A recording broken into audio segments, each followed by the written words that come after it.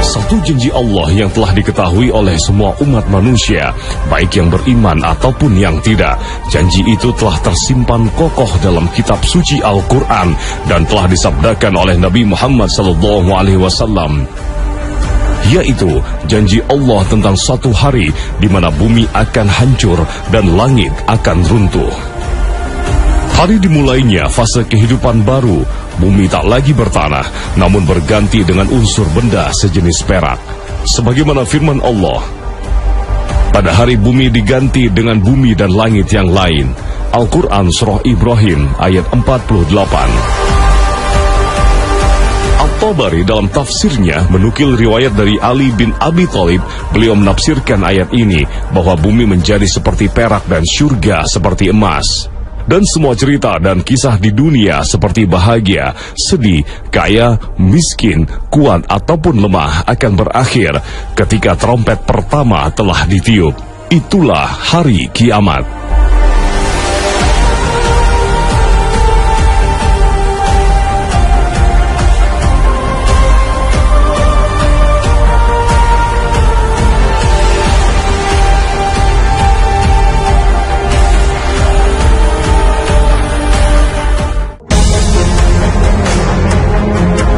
Assalamualaikum warahmatullahi wabarakatuh.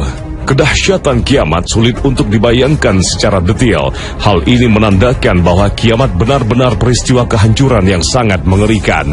Kita tak bisa membayangkan kengerian dan kedahsyatan itu kecuali dari sumber yang akurat, yaitu kitab suci Al-Quran.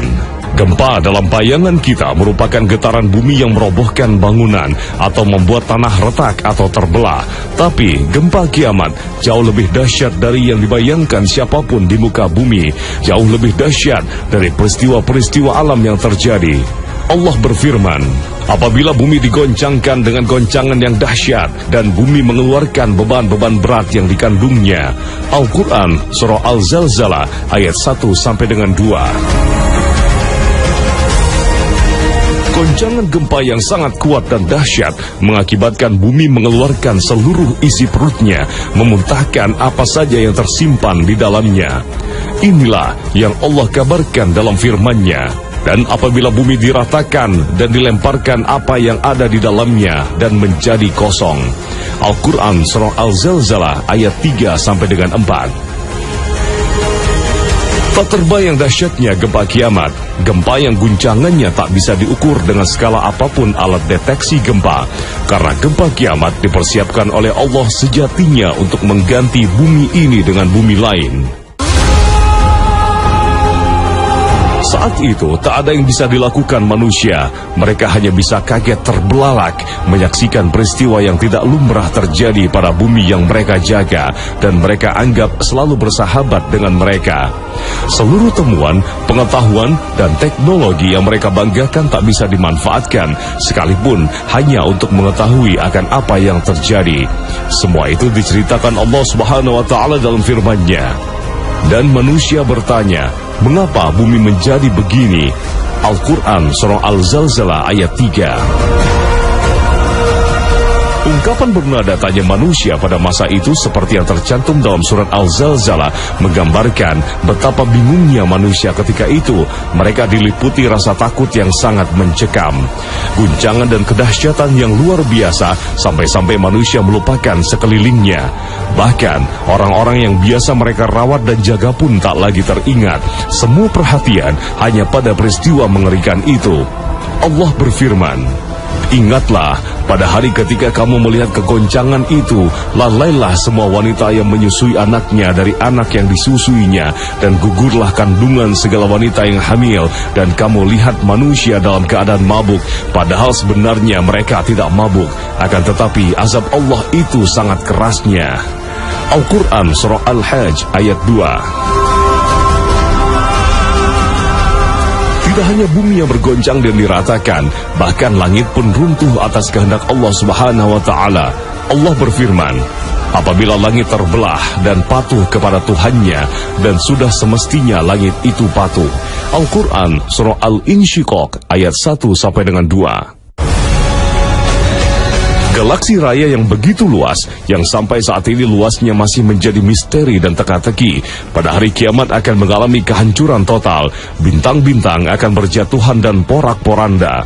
Ledakan-ledakan bom yang biasa terjadi dalam peperangan tak sebanding dengan ledakan maha dahsyat dari bintang-bintang dan planet-planet yang bertabrakan. Allah berfirman, apabila langit terbelah dan apabila bintang-bintang jatuh berserakan. Al-Quran Surah Al-Infidhar ayat 1 sampai dengan 2.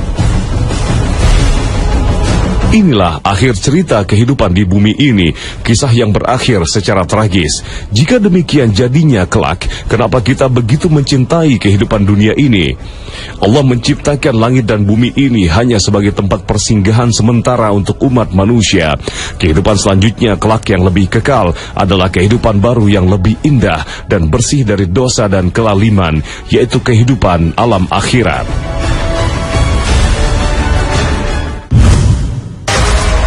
Pemirsa Khazanah, peristiwa maha dahsyat hari kiamat yang terlalu mengerikan jika dibayangkan ini pasti terjadi. Inilah janji Allah Subhanahu wa Ta'ala, dan Allah sekali-kali tidak akan mengingkari janjinya. Pertanyaannya adalah, kapankah peristiwa ini terjadi? Tak seorang pun yang tahu, termasuk seisi langit pun tak ada yang tahu, bahkan para malaikat pun tak tahu. Semua ini menjadi rahasia Allah Subhanahu wa Ta'ala. Namun Allah Subhanahu wa Ta'ala Maha Pemurah dan Maha Adil. Sebelum kiamat tiba, Allah Sang Pencipta terlebih dulu memberikan peringatan kepada manusia agar mereka tidak lalai dan menjadi durhaka. Karena terkadang manusia akan tergerak hatinya dan lebih fokus bila diberikan ancaman dan peringatan. Allah berfirman, hai manusia, bertakwalah kepada Tuhanmu. Sesungguhnya kegoncangan hari kiamat itu adalah suatu kejadian yang sangat besar, dahsyat. Al-Quran Surah Al-Hajj ayat 1. Nabi kita Muhammad SAW mengingatkan kita agar dapat menjadi lebih waspada dan lebih menjadi taat dalam menjalankan kewajiban dan menjauhi segala larangan Allah sebelum jalan tersebut tertutup dengan tibanya hari kiamat. Nabi SAW mengingatkan, lekaslah kalian berbuat kebajikan sebelum datang 6 peristiwa: Dajjal, asap, binatang melata dari bumi, terbitnya matahari dari tempat tenggelamnya, kiamat dan kematian kalian. Hadis riwayat Muslim. Oleh karena itu, Allah Subhanahu wa Ta'ala memberikan tanda-tanda kapan peristiwa maha dahsyat itu akan terjadi. Tanda-tanda itu pun juga diberikan Allah secara bertahap agar kita selalu ingat akan Tuhan. Dari tanda-tanda itu kemudian para ulama membaginya dengan 2 bagian, tanda kecil dan tanda besar. Tanda-tanda ini sebenarnya hasil ijtihad para ulama semata dari dalil-dalil yang ada, karena baik ayat ataupun hadis yang mengungkap tanda-tanda itu tidak mengemukakan secara rinci. Menurut para ulama, tanda-tanda besar dekatnya hari kiamat terkumpul dalam hadis riwayat Muslim. Rasulullah SAW bersabda, sesungguhnya kiamat tidak akan tegak sampai kalian melihat sebelumnya 10 tanda-tanda, yaitu asap, Dajjal, binatang melata, matahari terbit dari tempat tenggelamnya, turunnya Isa bin Maryam, Ya'juj dan Ma'juj, 3 gerhana matahari, gerhana di arah timur, gerhana di arah barat, dan gerhana di Jazirah Arab. Dan tanda yang terakhir itu adalah api yang keluar dari negeri Yaman, yang akan menggiring semua manusia ke satu tempat mereka dikumpulkan. 10 peristiwa besar ini sebagiannya adalah tanda-tanda kiamat besar, yakni tanda-tanda muncul menjelang kehancuran dunia yang kita tumpangi saat ini. Akan tetapi, penyebutan Rasulullah SAW terhadap peristiwa secara satu persatu dalam hadis ini bukan berarti tanda-tanda itu terjadi sesuai urutan yang disebutkan dalam hadis. Mengapa? Karena masih banyak riwayat hadis lain yang menyebutkan tanda-tanda kiamat besar yang urutannya tidak sama urutan dalam hadis ini. Namun begitu, setelah meneliti sekumpulan riwayat hadis, Al-Hafidz Ibnu Hajar Al-Asqalani menjelaskan tanda besar yang akan terjadi lebih dahulu, bahwa peristiwa keluarnya Dajjal merupakan tanda besar yang paling awal. Tanda ini menampakkan perubahan keadaan secara global di seluruh bagian penjuru bumi. Perubahan ini akan berakhir hingga wafatnya Nabi Isa bin Maryam. Sedangkan terbitnya matahari dari tempat tenggelamnya adalah tanda besar yang paling utama. Tanda ini menampakkan perubahan global di langit. Perubahan langit akan berakhir hingga kiamat terjadi. Dari keterangan berbagai hadis Nabi SAW juga disimpulkan, keluarnya binatang melata dari bumi dimungkinkan akan terjadi pada saat matahari akan terbit dari tempat tenggelamnya. Maka dari itu, kemunculan Dajjal kelak di akhir zaman adalah awal dari perubahan dunia secara menyeluruh, terutama dalam persoalan agama. Pada saat itulah imam semua kaum muslim diuji dengan ujian yang paling berat. Dajjal diberikan Allah kekuatan yang sangat luar biasa, bukan seperti bayangan kita akan kekuatan besar Superman atau kesaktian Aang Avatar. Namun kekuatan Dajjal jauh melampaui semua bayangan manusia. Dalam beberapa riwayat hadis sahih, Dajjal membawa surga dan neraka. Namun surga yang ditawarkan sebenarnya adalah neraka. Demikian pula sebaliknya, neraka yang dibawa Dajjal sebenarnya adalah surga. Dia memiliki sungai dan gunung makanan, memiliki kemampuan memerintah langit agar turun hujan, mampu memerintahkan bumi agar menumbuhkan tumbuhan. Daya jelajahnya luar biasa. Dajjal memiliki kecepatan bergerak seperti angin kencang, sehingga dengan kekuatan inilah dia mampu mendatangi setiap negeri untuk dia perdayai, kecuali negeri Makkah dan Madinah. Bahkan dalam satu riwayat disebutkan, dia memiliki kemampuan menghidupkan orang yang telah mati. Sungguh kehebatan yang tentu saja akan menarik hati manusia, menimbulkan kekaguman luar biasa. Bagaimana mungkin orang tidak terpengaruh melihat produk yang bagus saja? Manusia ada yang rela menggadaikan agamanya hanya untuk mendapatkan produk itu. Bisa kita bayangkan, orang-orang semacam itu tentu akan dengan mudah terpengaruh saat bertemu dengan Dajjal, sehingga boleh jadi akan menjadi pengikutnya, bahkan penyembahnya. Karena itulah, para nabi sebelum Nabi kita Muhammad SAW selalu menasihati umatnya akan kedahsyatan tipu daya Dajjal.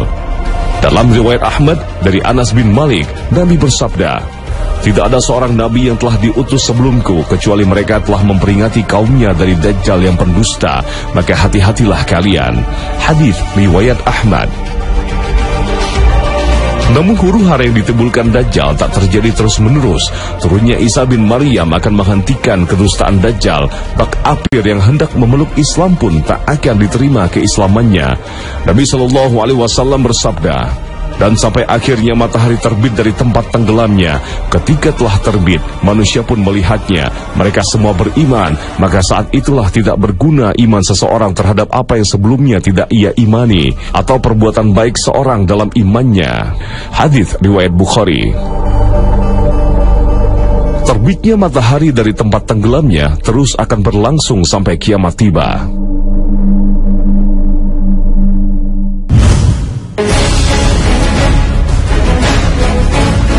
Pemirsa Khasana, jika semua tanda-tanda besar hari kiamat itu telah terjadi, maka akan muncul satu tanda terakhir, yaitu keluarnya api dari arah negeri Yaman.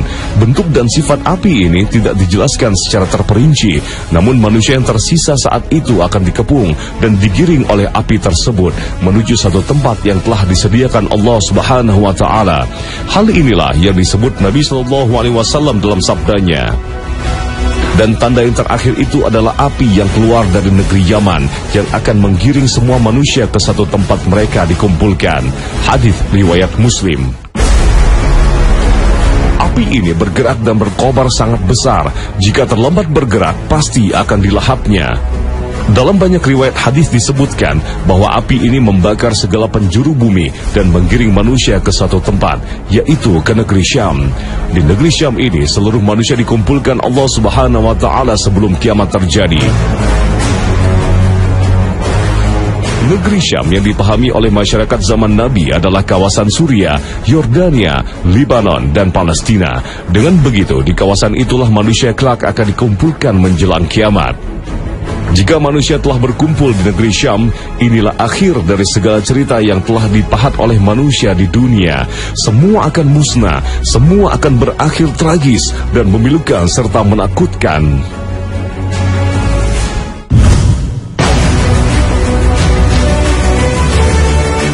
Mirsa Khasana, semua yang berkumpul di Syam setelah digiring dari arah negeri Yaman adalah manusia terakhir yang hidup di muka bumi. Tak satu pun dari mereka yang beriman kepada Allah Subhanahu wa Ta'ala. Inilah yang dicatat oleh hadis Rasul sallallahu alaihi wasallam bahwa kiamat tak akan berdiri selama masih ada yang menyebut nama Allah, dan orang-orang yang menyaksikan kiamat adalah seburuk-buruk makhluk. Jika sisa manusia yang hidup di muka bumi ini telah terkumpul di wilayah Syam, maka saatnya tiba. Malaikat meniup sangkakala, semua yang mendengar tiupan ini di muka bumi pasti akan mati. Ini adalah tiupan pertama.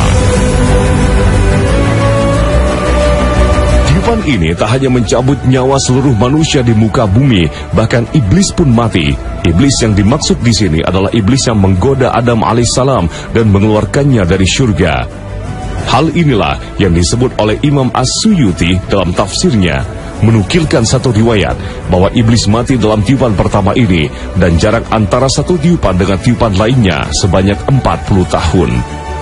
Dulu, iblis pernah memohon kepada Allah Subhanahu wa Ta'ala agar usianya dipanjangkan. Dia meminta waktu penyiksaan atas dirinya ditangguhkan sampai hari kiamat, sebagaimana dijelaskan dalam Al-Quran. Berkatalah iblis, "Ya Tuhanku, kalau begitu, maka beri tangguhlah kepadaku sampai hari manusia dibangkitkan." Allah berfirman, "Kalau begitu, maka sesungguhnya kamu termasuk orang-orang yang diberi tangguh." Al-Quran Surah Al-Hijr ayat 36-37. Dan Allah mengabulkan permohonan iblis. Maka sejak iblis diusir dari surga hingga saat ini dia masih hidup, bergentayangan menjerumuskan manusia ke dalam dosa, agar kelak dia tidak sendirian di dalam neraka.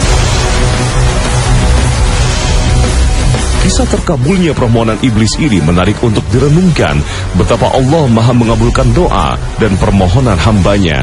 Iblis yang terlaknat saja dikabulkan permohonannya, lalu bagaimanakah dengan manusia yang beriman kepada Allah dan Rasulnya? Tentu akan lebih layak dan pantas untuk dikabulkan doa dan permohonannya oleh Allah Subhanahu wa Ta'ala. Oleh karena itu, siapapun kita, betapapun bergelimang dosa dan kesalahan, hendaknya tak malu dan sungkan untuk menengadahkan tangan, memohon ampunan dan kebahagiaan kepada Allah. Sesungguhnya Allah adalah Rabb yang Maha mengasihi dan memberi. Israfil, sang malaikat peniup sangkakala kehancuran. Semenjak Allah menugaskannya untuk meniup, dia telah siap siaga sampai hari ini dan sampai tiba waktunya nanti. Trompet tersebut adalah trompet berbentuk seperti tanduk yang sangat besar. Kini telah berada dalam posisi siap siaga untuk ditiupkan. Inilah yang dijelaskan Imam Tabari dalam tafsir firman Allah Subhanahu wa Ta'ala. Dan ditiuplah sangkakala, maka matilah siapa yang di langit dan di bumi, kecuali siapa yang dikehendaki Allah. Al-Quran Surah Az-Zumar ayat 68. Imam Ibnu Katsir menjelaskan bahwa tiupan dalam ayat ini maksudnya adalah tiupan yang kedua, yaitu tiupan yang akan membuat semua makhluk, baik di bumi ataupun di langit menjadi mati, kecuali beberapa makhluk, dan itu dengan izin Allah. Makhluk yang tersisa belum mati dengan tiupan kedua ini akan dicabut nyawanya oleh malaikat pencabut nyawa yang bernama Israel. Sampai akhirnya, kelak malaikat pencabut nyawa mencabut nyawanya sendiri, sehingga tak satu pun dan tak siapapun yang hidup saat itu. Semua mati dan binasa. Hanya Allah yang Maha hidup, yang Maha mengatur segalanya, tetap hidup. Dialah zat yang menciptakan hidup. Hidup yang Dia berikan kepada makhluk hanyalah hidup yang bersifat sementara dan tak sempurna. Sedangkan hidupnya Allah adalah hidup yang sempurna, hidup yang tak akan pernah berujung dengan mati, dan hidup yang tak pernah dihinggapi oleh lelah dan kantuk. Satu langkah menuju kiamat, satu langkah menuju akhir cerita dunia, satu langkah menyaksikan kebinasaan jagat raya, ternyata hanya dengan satu tiupan sangkakala. Dalam tiupan ini, manusia berterbangan terombang-ambing dan gunung-gunung terangkat dan diterbangkan bagaikan benda yang tak memiliki bobot dan berat. Sebagaimana Allah berfirman, "Hari kiamat. Apakah hari kiamat itu? Tahukah kamu apakah hari kiamat itu? Pada hari itu, manusia adalah seperti anai-anai yang bertebaran, dan gunung-gunung adalah seperti bulu yang dihambur-hamburkan." Al-Quran Surah Al-Qari'ah ayat 1-5. Setelah semua kegoncangan itu usai, kemudian Allah Subhanahu wa Ta'ala menghidupkan malaikat Israfil kembali. Rupanya, dialah makhluk pertama yang dihidupkan oleh Allah setelah peniupan sangkakala kedua, yang meluluh lantakkan seisi bumi dan langit.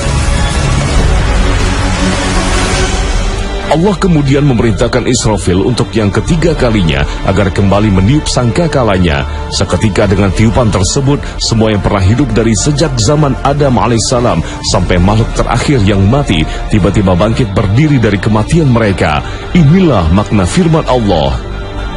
Kemudian ditiup sangkakala itu sekali lagi, maka tiba-tiba mereka berdiri menunggu putusannya masing-masing. Al-Quran Surah Az-Zumar ayat 68. Disinilah kemudian hari berbangkit itu dimulai. Setiap manusia dibangkitkan oleh Allah dengan membawa pertanggungjawaban masing-masing atas semua perbuatan yang telah mereka lakukan selama berada di panggung kehidupan dunia.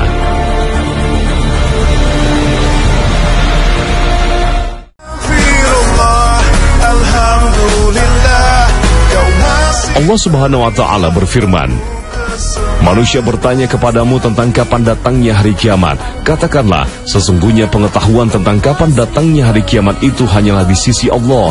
Dan tahukah kamu, wahai Muhammad, boleh jadi hari kiamat itu sudah dekat waktunya. Al-Quran Surah Al-Ahzab ayat 63. Sahabat mulia Anas bin Malik radhiyallahu anhu mengabarkan bahwa Nabi Muhammad SAW pernah bersabda, diutusnya aku dengan datangnya hari kiamat seperti dua jari ini. Beliau memberi isyarat dengan jari telunjuk dan jari tengahnya. Hadis riwayat Bukhari dan Muslim. Pemirsa khasana, kiamat pasti akan tiba dan saat itu begitu dekat. Satu peristiwa yang harus kita imani dan renungkan. Mengimani dan merenungkan dahsyatnya kiamat merupakan jalan menuju keinsafan, menuju kebahagiaan dunia dan akhirat. Akhir kata, wassalamualaikum warahmatullahi wabarakatuh.